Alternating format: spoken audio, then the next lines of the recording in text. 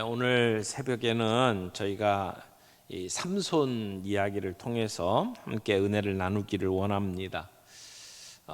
삼손의 삶은 어떻게 보면 엉망진창, 혼돈의 삶이다 이렇게 말할 수 있을 것 같습니다. 하나님께서 주신 사명대로 살지 못했고 그 자기의 생각대로 곁길로 빠져나가서 혼돈 속에 살았던 그의 삶. 삼손은 나실인으로 태어났습니다. 구별되게 살아야 되는 사람이었어요. 그의 인생이 어떻게 살아야 될지가 이미 결정되어 있던 삶입니다. 우리는 그걸 가리켜서 사명이라고 이야기하죠. 사명. 삼손은 이 이스라엘 백성들을 괴롭히고 있는 블레셋에서 이스라엘을 구원해내는 사명을 가지고 있었습니다.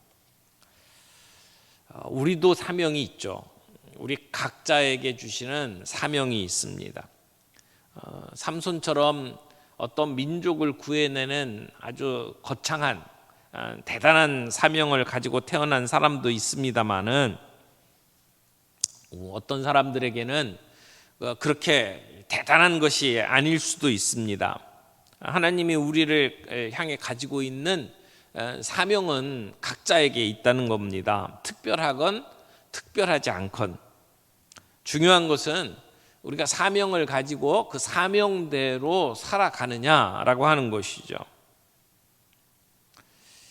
근데 삼손은 자기가 가지고 있는 사명은 분명했는데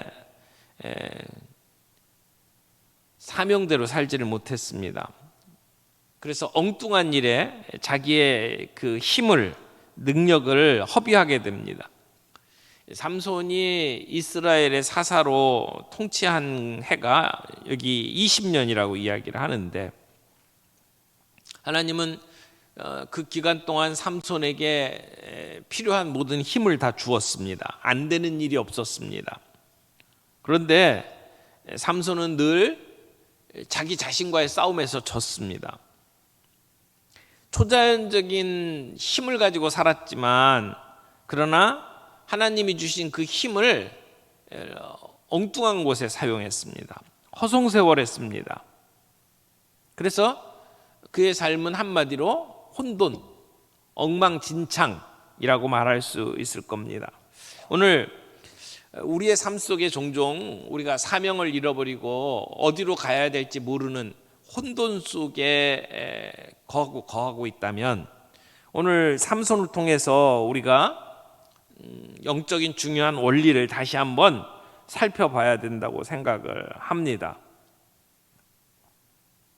삼손처럼 우리가 어떤 재능을 받았고 어떤 복을 누리고 있다 할지라도 우리가 그것을 가지고 사명대로 살지 못하면 우리의 삶은 혼돈의 삶이다 이렇게 말할 수밖에 없습니다. 하나님이 주시는 복과 능력을 가지고 살았지만 그것을 제대로 사용하지 못했던 아주 엉망진창의 삶을 살았던 이 삼손의 삶을 통해서 왜 삼손이 그런 문제 속에 빠졌고 또 그런 문제 가운데에서 어떻게 우리가 빠져나올 수 있는지 몇 가지만 좀 살펴보면 좋겠습니다. 첫 번째는 삼손은 자기의 실패를 통해서 배우지 못했어요. 여러 번 실패했는데 그 실패에서 정말 중요한 걸 배울 수 있어야 하거든요. 실패로부터 배워라. 오늘 우리에게 주신 첫 번째 교훈이라고 생각을 합니다. 누구나 실수합니다. 실수할 수 있어요. 특별히 젊었을 때일수록 실패를 두려워하면 안 된다고 생각을 합니다. 누구나 실패할 수 있어요. 그러나 실패로부터 배울 수 있어야 된다라고 하는 겁니다. 삼손은 치명적인 약점 몇 가지가 있었죠. 그 중에 하나는 기질의 문제였어요. 삼손은 분노를 자주 했습니다. 화를 많이 냈어요. 그래서 그가 했던 그 행동들을 보게 되면 대부분이 복수였어요. 이 복수가 삼손의 삶의 중요한 코드였어요. 중국 영화 보면 가장 많이 나오는 게 복수잖아요. 원수 갚는 것. 삼손이 옷을 취하기 위해서 30명을 죽였습니다. 분노했기 때문이고 원수 갚기 때문이었어요. 아직 배지 아니한 곡식밭에 불을 붙였어요.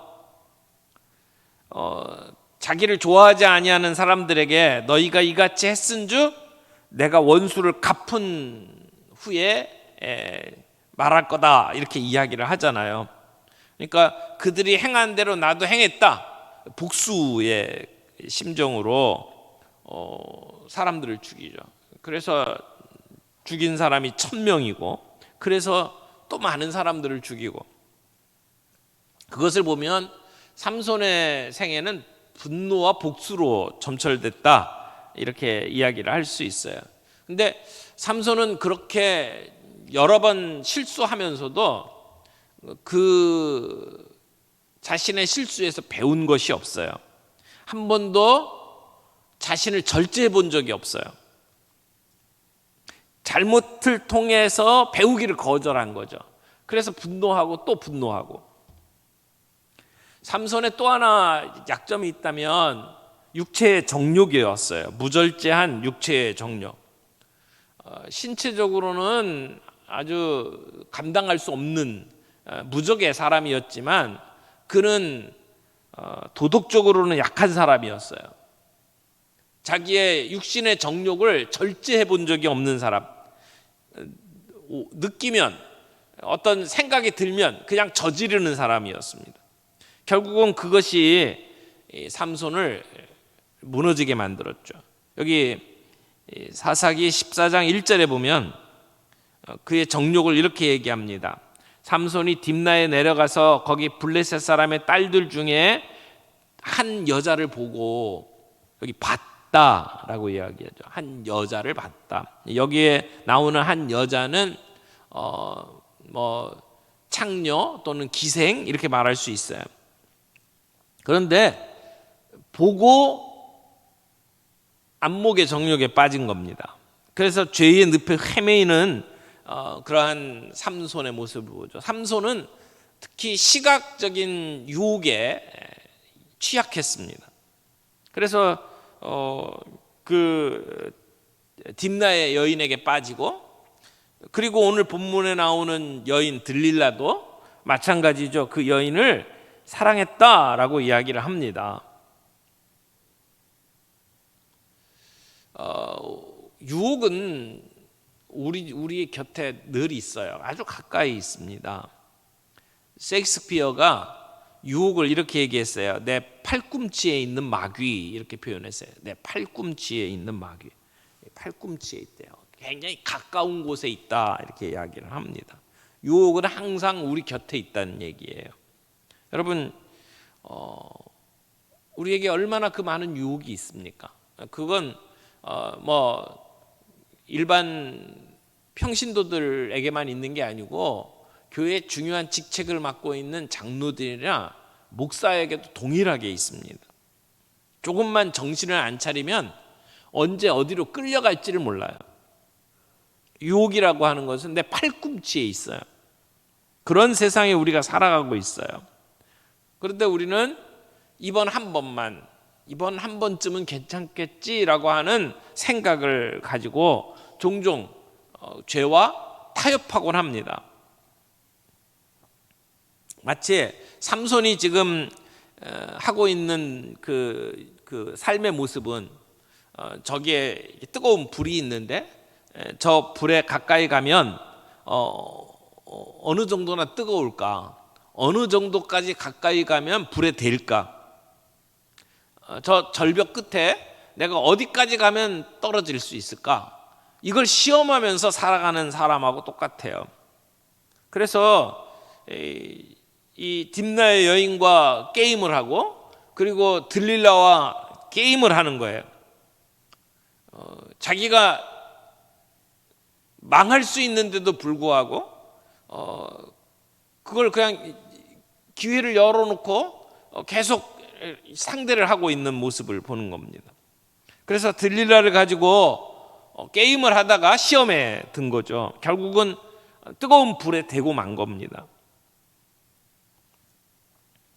서양 속담에 보면 사탄이 우리를 네 가지로 유혹을 한다고 그래요. 첫 번째는 누구나 다 하는데 너도 해봐. 이게 사탄의 첫 번째 유혹이래요. 누구나 다 하는데 너도 한번 해봐. 다들 그렇게 하는데 안 하면 너 내 손해지. 두 번째 유혹은 그 정도야 괜찮겠지. 그 정도야 괜찮겠지. 그런데 보이지 아니하는 바이러스가 사람을 감염시키고 아주 조그만 낚시바늘이 고기를 물게 만들죠. 그 정도야 괜찮겠지. 세 번째는 딱 한 번만. 누구나 처음에는 힘들고 두렵지만 딱 한 번이 두 번이 되고 세 번이 되고 그래서 여러 번 되면 결국은 죄에 무감각해지고 영적으로 둔해집니다. 넷째는 회개할 시간은 많으니 오늘까지만 죄 짓고 내일부터 안 하면 돼. 우리가 다이어트 할 때 늘 갖는 유혹이죠. 오늘만 먹고 내일부터 하자. 이게 사탄이 우리들에게 가져다 주는 유혹이라고 이야기를 하는 겁니다. 그래서 우리는 그렇게 타협하는 모습들을 많이 보여주는 거죠. 이번 딱 한 번만 하자. 이번에 남들처럼 한번 살아보자. 딱 한 번만 이렇게 이야기를 하면서 넘어간다는 거죠. 여러분, 우리는 누구도 실패를 계획하지 않습니다. 계획하지 않는데도 불구하고 자연스럽게 우리에게 다가옵니다. 그래서 한꺼번에 무너지는 게 아니라 조금씩 무너지다가 나중에 망하는 거죠. 오늘 우리의 삶은 삼손처럼 우리의 그 조그마한 실패들 속에서 문제가 무엇인지를 파악하고 하나님이 우리에게 뭘 원하시는지를 발견하고 그래서 실수를 통해서 배우는 삶을 살아가고 있나요? 아니면 조그만 거니까 괜찮아, 한 번뿐이니까 괜찮아 이러면서 방심하면서 살아가고 있지는 않습니까? 두 번째 이 삼손의 삶에서 우리가 배워야 될 진리는 친구를 잘 사귀어야 된다라고 하는 생각이 듭니다. 삼손이 만났던 사람들을 늘 경건치 못한 사람들이었고 그 옆에 데리고 살았던 그 여자들은 삼손을 망하게 만드는 사람이었어요. 좋지 못한 친구를 선택을 하면 불행을 자초하는 거죠. 삼손의 주변에는 나쁜 사람들밖에 없었어요. 하나님이 주신 사명이 있는데 사명을 감당할 수 있는 좋은 친구를 가진 것이 아니고 건강하지 못한 친구 관계를 가지고 살았단 말이에요. 그 친구들이 삼손의 사명을 가로막은 거죠. 하나님 앞에 헌신하는 삶을 살지 못하도록 가로막는 장애물이 되었던 겁니다. 여러분의 만나는 사람들이 결국 여러분의 삶의 질을 결정해요. 누구와 얼마나 많은 시간을 보냈느냐가 여러분의 삶의 질을 결정한단 말이에요. 그 사람들이 여러분을 넘어지게 합니까? 여러분을 세워줍니까? 성경에 특별히 잠언을 보게 되면 친구에 관한 굉장히 많은 이야기들이 나와요. 특별히 좋지 않은 친구들과 어떤 관계를 맺으면 안 된다라는 얘기가 참 많아요. 잠언 1장 10절 말씀 보면은 이렇게 얘기해요. 내 아들아, 악한 자가 너를 꿰일지라도 따르지 말라. 악한 자가 너를 꿰일지라도 따르지 말라.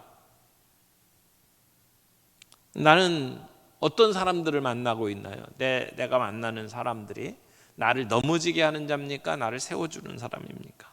세 번째, 영적 삶에 관심을 두라. 이 삼손을 통해서 배우는 중요한 교훈이라고 생각을 합니다. 영적 삶에 관심을 두라. 하나님을 신중하게 생각하는 삶의 태도.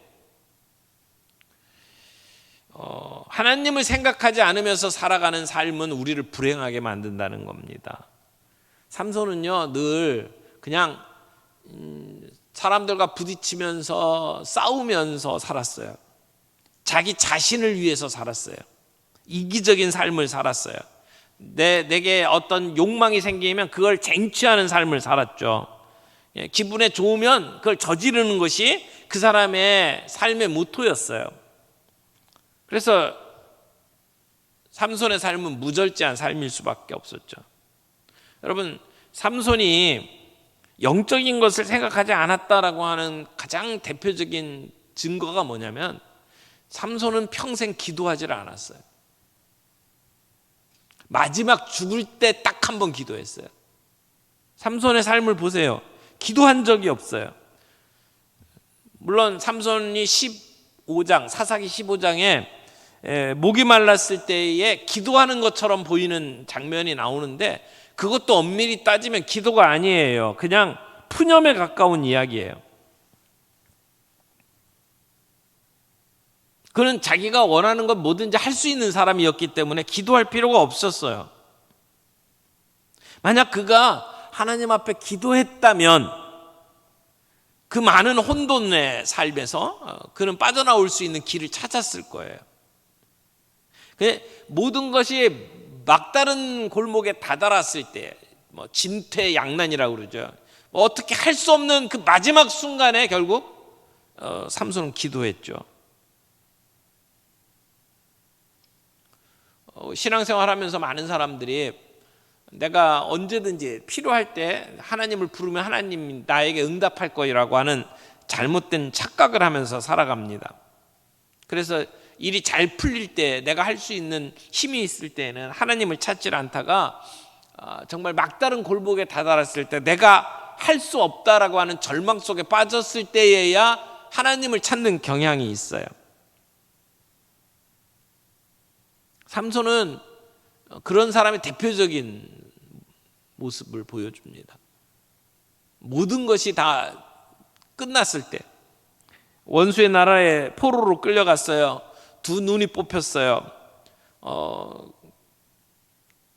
소와 같은 짐승들이 하는 맷돌을 가는 일을 하고 있었죠. 그때 그의 인생의 마지막 순간에 삼손은 기도합니다. 16장 28절에 보니까 이렇게 이야기하죠. 삼손이 여호와께 부르짖어 이르되, 주 여호와여 구하옵나니 나를 생각하옵소서. 하나님이여 구하옵나니 이번만 나를 강하게 하사 나의 두 눈을 뺀 블레셋 사람에게 원수를 단번에 갚게 하옵소서 하고, 그래서 삼손은 자기 손을 붙들어주는 그 소년한테 그 다곤 신전을 딱 버티고 있는 중앙에 있는 두 기둥으로 인도해달라고 이야기를 하죠. 그리고 자기의 왼손은 한 기둥에, 다른 오른손은 또 다른 기둥에, 그렇게 몸을 지탱하고 결국은 마지막 힘을 씁니다. 근데 그가 이런 일을 당하기 이전에 하나님 앞에 기도하는 삶을 살았더라면 그의 삶은 얼마나 멋지고 위대한 삶이 되었을까요?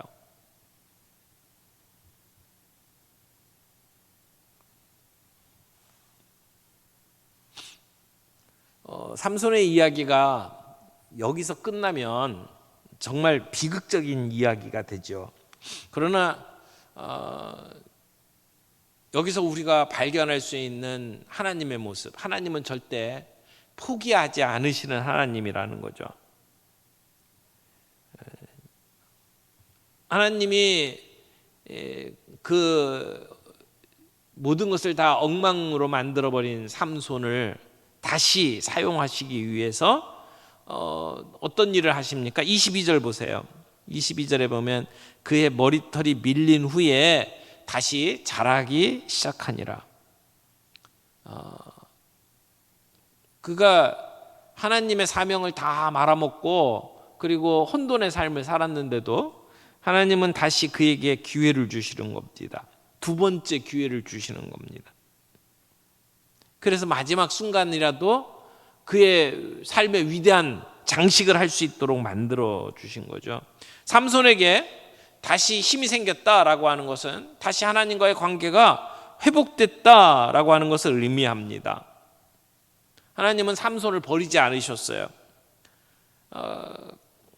그에게 주어진 그 모든 것을 다 말아먹었는데도 불구하고 하나님은 삼손을 버리지를 않으셨습니다. 어떻게 보면 두 눈이 뽑히고 사슬에 묶여 있고 그리고 짐승들과 같은 일을 감당하면서 쪼그려 앉아 있는 그런 삼손의 모습은 어쩌면 죄와 허물로 망가진 우리의 모습입니다 라고 말할 수 있습니다. 삼손의 모습도 하나님께서 그냥 버리지 아니하시고 그를 다시 회복시키시고 두 번째 기회를 주신 것처럼 주님은 오늘도 우리를 붙드시고 우리의 혼돈 가운데 우리가 벗어나기를 원하십니다. 중요한 것은 우리가 사명대로 살아가고 있느냐라고 하는 것이죠. 사명을 따라서 살아가고 있느냐. 하나님이 주신 은사와 하나님이 주신 재물과 하나님이 주신 기회들을 갖고 있으면서도 내가 그 사명을 버리고 사명과 전혀 다른 곳에 내 인생을 허비하고 있지 않습니까?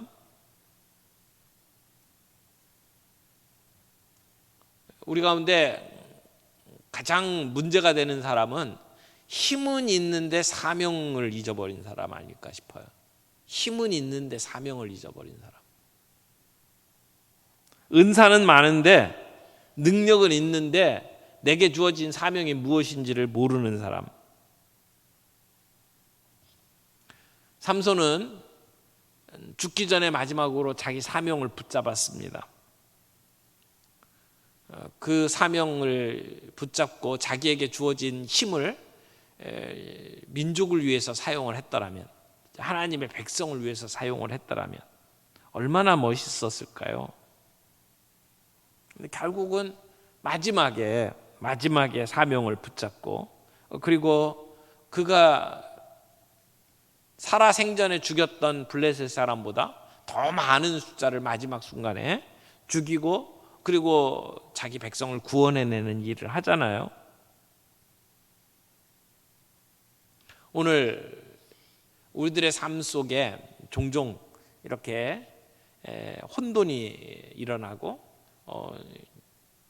엉망진창으로 우리의 삶이 빠지는 그러한 순간들이 있을 때에 우리의 실패를 통해서 우리의 잘못을 깨닫고 새롭게 변화되는 역사가 저희들에게 있기를 바랍니다. 우리의 주변에 우리를 세워줄 수 있는 좋은 사람들과의 만남을 지속적으로 해나갈 수 있기를 바랍니다. 그리고 영적인 것을 생각하며 살아갈 수 있기를 바랍니다. 순간순간 하나님과의 관계를 생각하면서 기도하며 살아가는 우리의 삶이 되기를 바랍니다. 그래서 내게 주어진 사명이 무엇인지를 확인하고 거기에 맞춰서 우리의 인생을 살아갈 수 있다면 하나님이 우리를 위해서 디자인해 놓은 멋지고 풍성한 삶을 우리가 누릴 수 있다고 믿습니다. 오늘 삼손을 통해서 비록 어떻게 보면 실패한 것 같은 삶이지만 그럼에도 불구하고 하나님은 그의 이름을 히브리서 11장에 믿음의 영웅들 속에 끼워 넣으셨어요. 어떻게 그가 그 명단에 들어갈 수 있을까 생각이 들지 모릅니다만은 하나님은 그의 인생을 믿음의 영웅 명예 전당에 포함시켜 놓았다라고 하는 것. 실패한 사람까지도 하나님은 취해서 하나님의 놀라운 역사를 일으키는구나 라고 하는 사실을 우리가 볼 수 있다는 것이죠. 오늘 우리에게 하나님이 주신 사명은 무엇인지 우리가 한번 돌아보면서 나는 사명대로 살아가고 있는가, 하나님이 내게 주신 힘과 능력과 재능을 가지고 엉뚱한 곳에 사용하고 있지는 않은가 한번 확인하면서 우리의 삶을 되돌아보는 복된 시간이 되기를 바랍니다.